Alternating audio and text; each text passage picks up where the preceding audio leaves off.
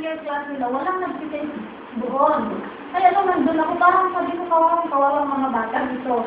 Pero parang, sabi yung heart ko talaga, ay, kung ako pagpipili ng trabaho, I would rather not go to a job na mataas ang sahod, hindi naman ako masaya. I would rather go to ministry kahit wala akong sahod. Parang, sabi yun yung talagang feelings ko to work.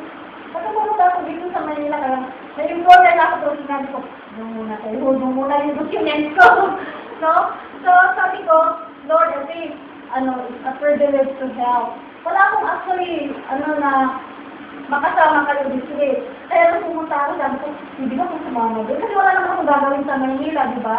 So, why not, give my time, something worth for the Lord. Kaya masaya ako na nakasama ko kayo, at na nakikita kung paano kayo, yung everyday ba na nagsama kayo, nakita natin yung progress, kung paano nag-work ang Panginoon.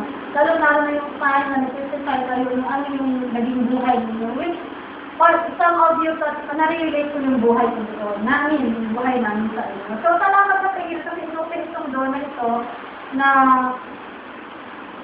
minano ni Lord, even before you think about it. So, I praise God, and I will give the honor and glory to Him. Dahil sa ginawa niya sa buhay.